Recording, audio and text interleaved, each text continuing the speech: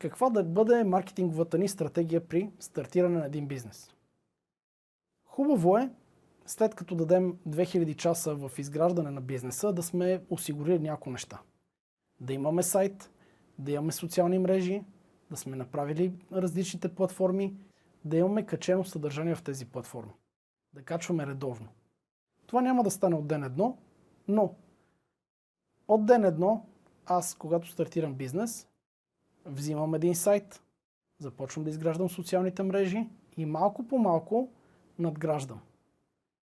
Повечето платформи, като TikTok, Instagram, Facebook, техните алгоритми е хубаво да я качваме поне по 3 видеа на седмица. Или 3 клипчета в различен формат, картинки, но трябва да има някакъв контент. Ако вие до сега не сте се занимавали с бизнес, това ви изглежда изключително много работа. Когато обаче вече имате разработен бизнес, не ви пречи да качвате и по 10 клипчета на ден. В началото е много страшно и повечето хора казват, аз нямам време да качвам съответните клипчета, нямам време да ги правя, срам е пред камерата да говоря. Ако ви е срам, не започвайте. Ако няма да правите контент, бих ви препоръчал да не започвате. В дигиталния свят, ако вие не се показвате, ако не изграждате бранд, никой няма да ви види. Никой няма да дойде да си купи вашата услуга, просто защото сте най-добрите специалисти. Хората купуват от хора, които ги виждат, имат им доверие, виждат ги навсякъде по социалните платформи и вие трябва да пречупите това нещо в себе си.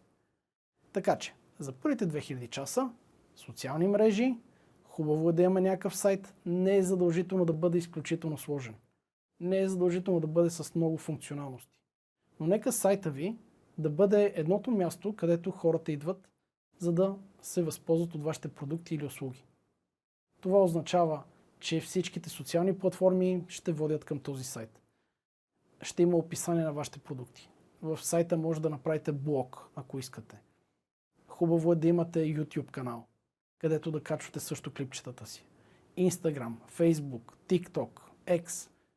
Колкото повече платформи ви има, толкова до повече хора достигате. Когато ви виждат все повече хора, вие имате по-голям шанс за началото на вашата търговска фуния да влезнат много хора, които след пресяване някъде по пътя да станат ваши клиенти. Маркетинговата стратегия ще бъде свързана с това. Хубаво е да проверите каква е конкуренцията. Хубаво е да имате различните маркетингови канали. Те няма да са идеални от началото, тъй като все още най-вероятно не сте свикнали да поддържате такива платформи. Започнете с изграждане на един канал. Да кажем Facebook или Instagram или TikTok. Започнете с един. Започнете да го развивате. Когато се чувствате уверени, минете на следващия. Но в тези първи 2000 часа ви препоръчвам вие да имате сайт, да имате разработени платформи и да качвате минимум по 3 клипчета на седмица. С времето, оптималният вариант към днешна дата са 3 клипчета или съответните съобщения, или съответните картинки, или съответните текстове. 3 на ден. Това ни помага ние да достигнем до повече хора. И съответно ще може да достигнем до повече потенциални клиенти.